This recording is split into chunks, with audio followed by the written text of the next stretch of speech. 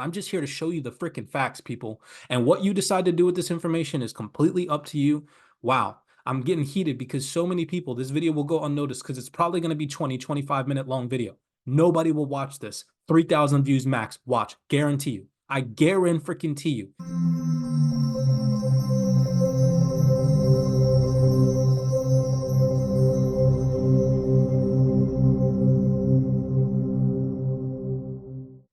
Alrighty, what is going on, everybody? Welcome back to another CYPRX video banger. Ladies and gentlemen, I feel like I say this a lot, but I cannot stress enough. Today, you need to buckle up your seatbelts. This is probably going to be one of the most important video breakdowns that I've ever pieced together for you all. And with all the information that I had to share with you all today, I hope that I did a good enough job to present it in a way for you all to freaking understand what is happening. So please do me a favor. Smash that thumbs up button and subscribe. Let's just real fast break down what it is that this video is going to cover. We're going to cover, first off, all factual information that you all have readily available at your fingertips. If you don't know where to find it, we created a platform for you all on our Discord that gives you access to all of this information, weekly updates, daily updates, monthly updates, keeping you on the loop with information that's never going to make it to the mainstream. We're going to cover that COVID was used to accelerate the digital transformation for a fact. We're not making this up. It is for a fact. That FTX was implemented to stall adoption because banks knew that they got caught off guard. They needed something to stall adoption because they saw the potential that this digital transformation, these digital currencies has on the financial system, and they got caught off guard by the private sector. We're going to confirm that.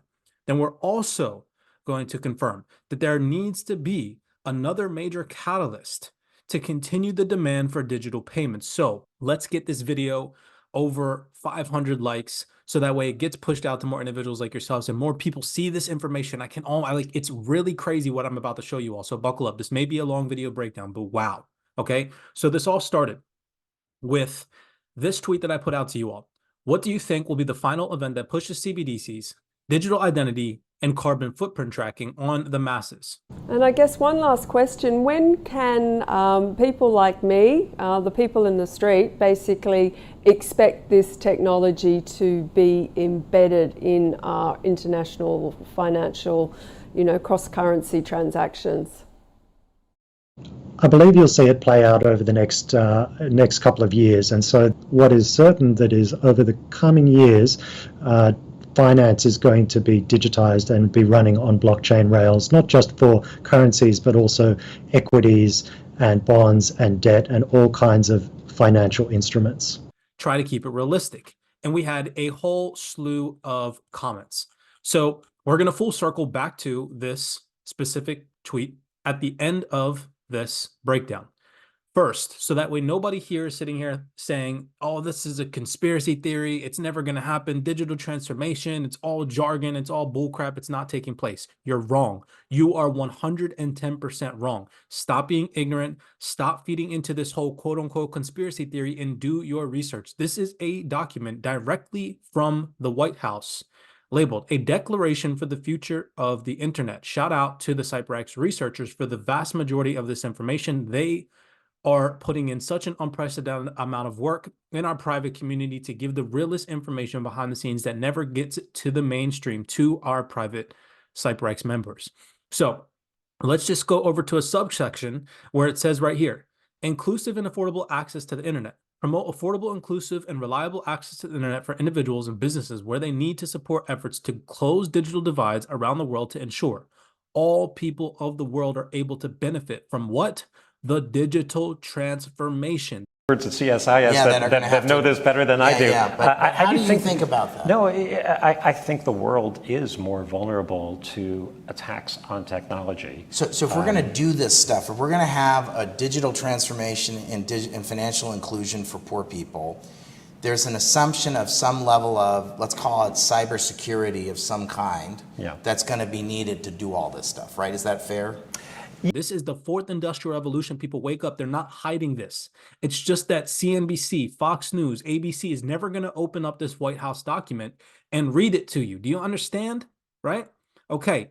So now I'm going to play a series of video clips that goes on to confirm that CV19 was utilized and implemented to accelerate digital transformation. So sit back, relax, and enjoy this little series of video clips. Here's the playbook for modernization around the world. Sorry.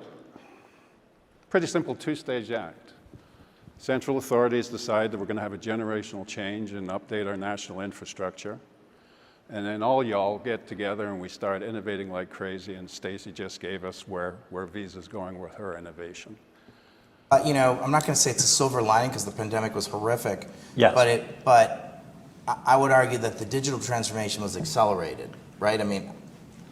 So, you know, we know, I think in this room, that the U.S. payment system has undergone a structural transformation over the last 3 or 4 years, certainly since the pandemic. I wanted to take a look in the rearview mirror and describe how we got here. And we're not going to go too far. We're going to go about 3 years and talk about what the world looked like then. So we had a pandemic. We digitized everything, accelerated by that pandemic. Now, I don't just want to show you video clips. I want to show you documented proof that you all can take it upon yourself to go look. So here, I tweeted out to you all or posted out to you all, the pandemic was a catalyst for fintech innovation. Check this out. This is a document that is straight from Transition Finance. And what does it talk about? Transitioning to a new era, back to earth with a bump. The pandemic was a catalyst for fintech innovation, accelerating adoption of digital technologies and making funding available for experimentation on an unprecedented scale. Do you all see that text right there? Here is the report right here, FinTech and Advanced Payments Report 2024. So this is updated, people. Transition Finance, fintechs gear up for a new era. Right? I'm not here making this up off the top of my dome to try and manipulate people to some fear tactic. I'm trying to show you all that they freaking tell you this stuff. Okay? It is not a freaking conspiracy theory, people. Please wake up. Right? Talks about opportunities. The potential to digitize the full stack of financial services means there's no shortage of opportunity. So this is an opportunity. And what does it mention? Despite the market pullback. So it's literally telling you all that we are in a bear market. There's opportunities right now to be had to individual investors that take initiative, right? So this is why I'm showing you all this info. Here's another document. Okay, this is from Deloitte. If you're not too familiar with who Deloitte is, a major consulting firm, go look them up. They help financial institutions and large organizations with digital transformation. And would you look at that? Right in their document, it says, digital transformation was kicked into higher gear by what? The recent CV19 pandemic. 85% of global CEOs agreed that their organizations have significantly accelerated transformation after what? 2020. Boom.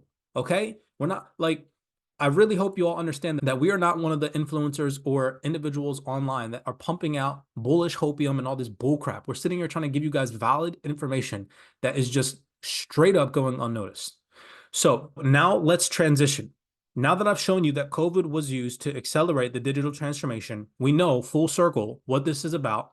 This post that I made to you all, what do you think will be the final event that pushes the entire globe to adopt CBDCs? Now let's transition over to how FTX was, in my personal opinion, showing you all this information implemented to stall adoption. So first, I want to take your attention back, and we're going to need to look at dates. I want you all to listen to this panel discussion that was uploaded to YouTube 1 year ago. Listen to what they say about a crisis involving stablecoins and how until a crisis happens, all of this technology will go vastly unnoticed. And then when this crisis happens, the central banks will get involved. Take a second and listen. For the, let's say, pertinent issues that we as central banks worry about, particularly when the crisis comes. When the sun is shining, nobody worries. When there is a crisis, that's when we come up to clean. That's when we come to clean up the mess. And I think the cost will be less if we dealt with it at the beginning. Well, as Stefan said, that we'd ever learn, and maybe the only times where we do learn temporarily is from, in financial terms anyway, is when we have a crisis. So I guess I'm interested in any of you whether you think this will require a crisis involving stable coins, and if so, how imminent is that kind of car crash in this world, or are we still at the very early stages that we couldn't really have a car crash quite yet? We'll have a car crash, but not quite yet. And I think it's only when we have the car crash that this will get a lot of attention. So now let me blow your mother truck in mind, people, okay? Look at the date. Look at the date of this event, okay? So this panel discussion took place in March of 2022. Here you can see the date right here, Tuesday, March 22nd, 2022 to Wednesday, March 23rd, 2022, okay? That's when this panel discussion, BIS Innovation Summit, took place. Now, check this out. Who else was on or attended this event virtually? Look at this right here. This is Sam Bankman-Fried. So this, remember, took place in March 2022. These individuals, central bank speakers, bank representatives, large organization representatives right here confirmed that there need to be a crisis. And did you hear how they all laughed when he said there needs to be a crisis? We'll have a car crash, but not quite yet. And I think it's only when we have the car crash that this will get a lot of attention. Or that a car crash will happen. They all smiled and laughed, people. Okay? Now, look at the panel discussion that Sam Bankman-Fried was on in March 2022 before the FTX collapse, labeled Foundational Technology for a New Financial System. You cannot make this up. I swear to God, people, you got to wake up, right? They tell you in advance. So they told the world that there needed to be a stable coin crisis and that there was going to be a collapse on the same freaking discussion panel that Sam Bankman-Fried was a part of. Now, fast forward to the future, back in 2022, obviously, of course. When did, look at this, Terra Luna collapse? In May 2022, months after they confirmed to the world that there was going to be a stablecoin crisis, and they all laughed about it while having Sam Bankman-Fried on the same exact panel discussion. Are you all seeing what I'm seeing? Okay. Then fast forward to November 2022. What happened? FTX collapse. You mean to tell me that you sit here and think that Sam Bankman-Fried front run the BIS, the central bank for central bankers? You're trying to sit here and tell me that the central bank for central bankers didn't know that Sam Bankman-Fried was a freaking pawn in the game? Come on now. Now, I'm going to play a video clip that's going to blow your freaking mind. So, just to confirm that central bankers did not want all of this technology to escape their grasp and get away, so you don't think I'm sitting here making this stuff up, let me show you a video clip from somebody that has many more credentials than I myself. So we're going to go all the way to November 2023 to the Canadian Blockchain Consortium, and we're going to listen to this lady right here. Who is this lady? She is Allison Manzer.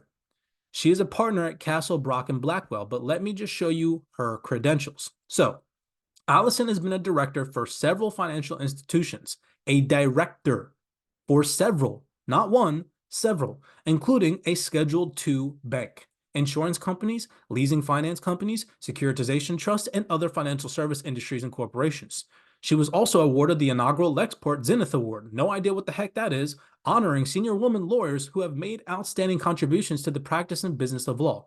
Here's all of her achievements. You can go read all about all her expertise, her biography, all her, like, everything. Like, wow. Okay, this lady has credentials. Over 40 years in the banking industry, this lady has. All right?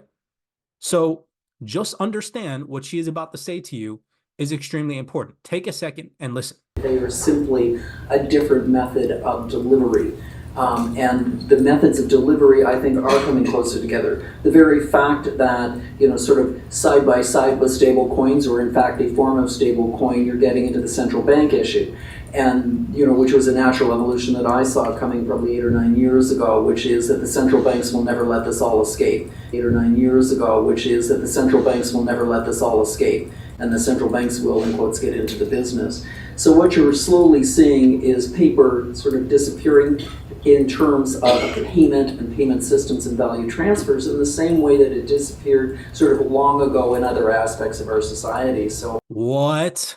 Come on now, people. She literally just said that the central bankers were never going to let this get away. Are you all seeing what I'm seeing? So let's just replay this whole scenario right here so you guys crystal clear understand. In March 2022, they had a panel discussion where they confirmed to the world and laughed about it that there was going to be a stablecoin crisis and then the central banks were going to get involved, right? Okay. Also, Sam Bankman-Fried was in that same exact summit and panel discussion. Fast forward, what do we see? May 2022, stablecoin collapse, Terra Luna. Then, following that, FTX collapse, November 2022. They predicted and told everybody that this was going to freaking happen and made a mockery of it by having Sam Bankman-Fried on a panel discussion with the BIS talking about the new financial system, right? Look, it's right here. So now that we've confirmed by highly reputable individuals, okay, with many more credentials than myself, that the central bankers were never going to let this get away.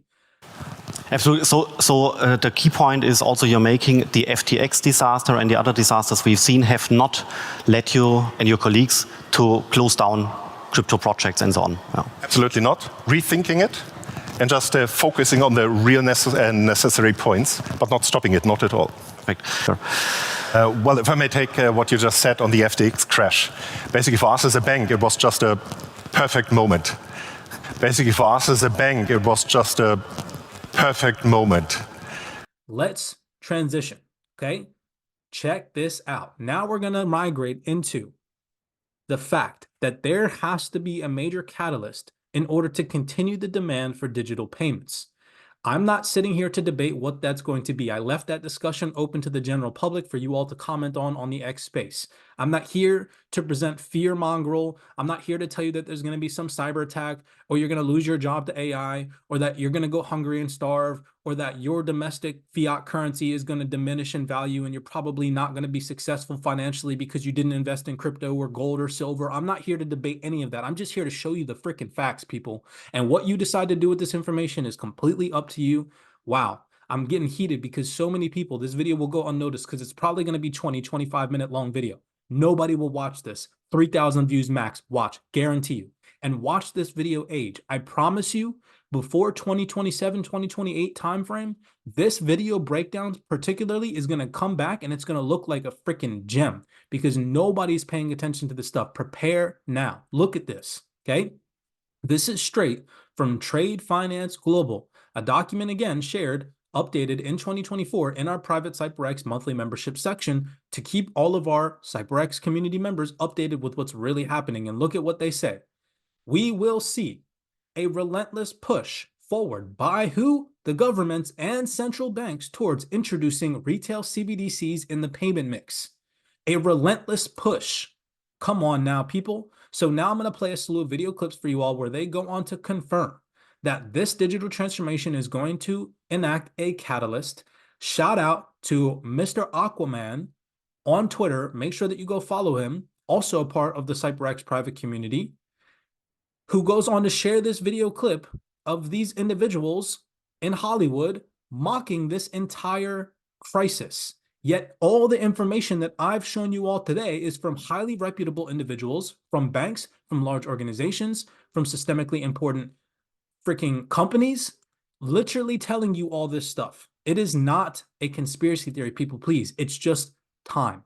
The thing is that when you watch a video on this stuff and then it doesn't happen the next day, that's where you start to think it's a conspiracy theory. But you see, these elites play a game, and the game is time. Time is their upper hand. They know that they can tell you something 2-3 years in advance or months in advance, and then you, as an average retailer, will forget about it because of your day-to-day activities in life. And then when it happens, you won't remember that they told you 2 years ago. Do you see? Okay, so pay attention. They are telling you this. I'm not saying that this is going to happen tomorrow, but what I am saying is that in the next 3 to 5 years max, this will take place before the 2030 agenda. I promise you that. Mark my words. So with that being said, let's play this last series of video clips. Again, shout out to Mr. Aquaman for this video clip of this movie series that's coming out in 2024 where they're literally freaking telling you blatantly to your face what's about to take place.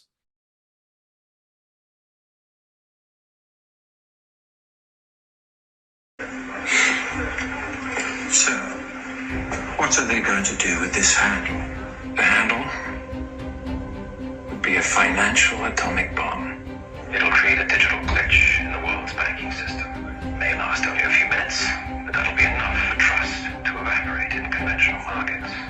Gold, like always, would be the only rising exponentially.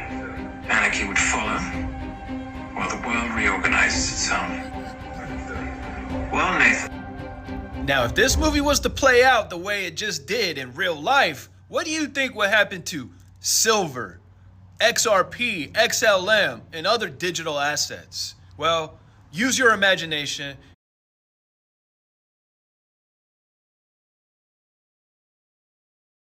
Yeah, the amount that we've seen tokenized so far in capital markets and debt capital markets in particular is tiny relative to the size of this market globally, but it's a start.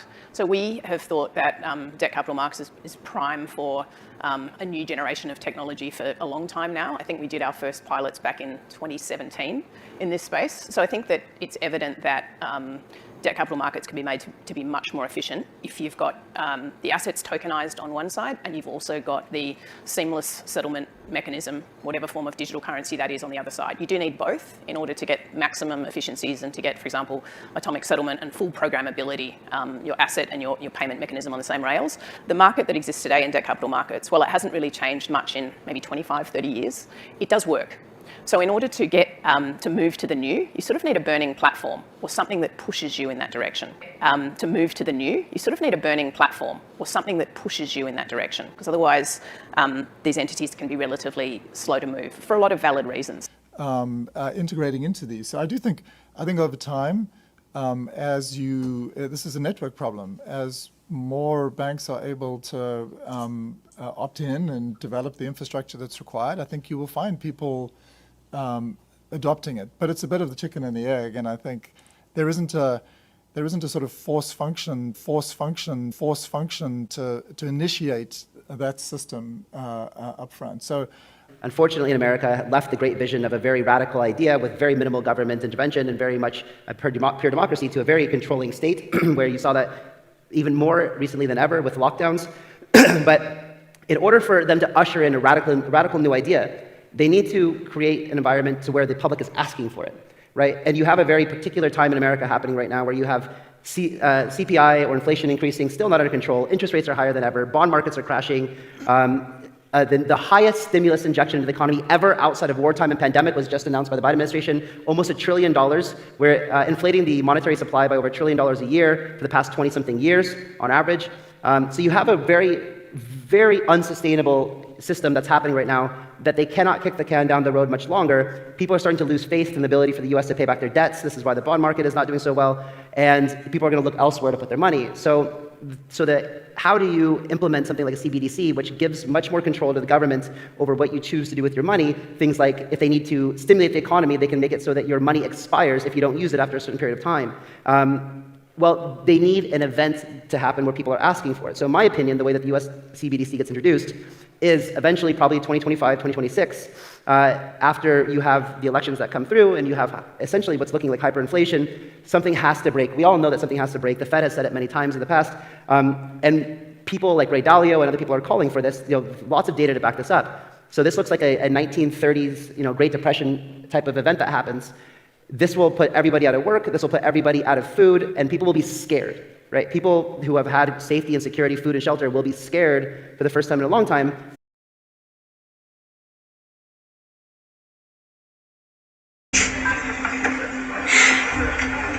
So, what are they going to do with this handle? The handle would be a financial atomic bomb. It'll create a digital glitch in the world's banking system. May last only a few minutes, but that'll be enough for trust to evaporate in conventional markets. Gold, like always, would be the only remaining currency with any credibility. Its value rising exponentially. Anarchy would follow, while the world reorganizes itself. And not knowing what to do, right? And then you will have whoever is in office and running at the time will come out with the solution, right? Everyone's really hungry, scared, out of work, doesn't have any money. And so the solution will be, hey, we are modern, we're hip, we're cool, we use blockchain.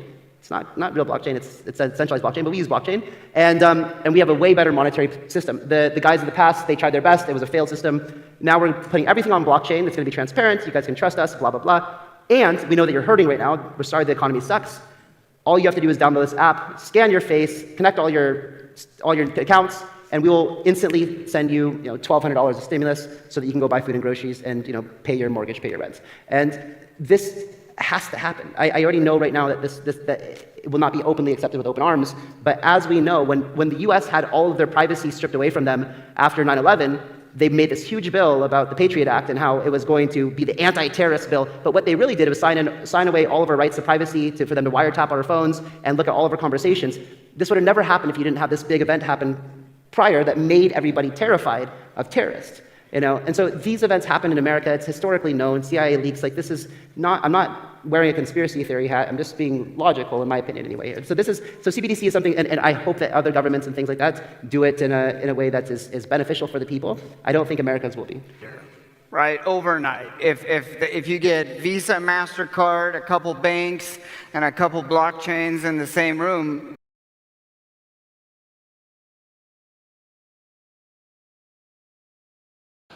Here's the playbook for modernization around the world. Sorry? Pretty simple two-stage act. Central authorities decide that we're going to have a generational change and update our national infrastructure. And then all y'all get together and we start innovating like crazy, and Stacy just gave us where Visa's going with her innovation. right, overnight. If you get Visa, MasterCard, a couple banks, and a couple blockchains in the same room, it's just like 2008 all over again, and you can reset the financial system overnight. Exactly.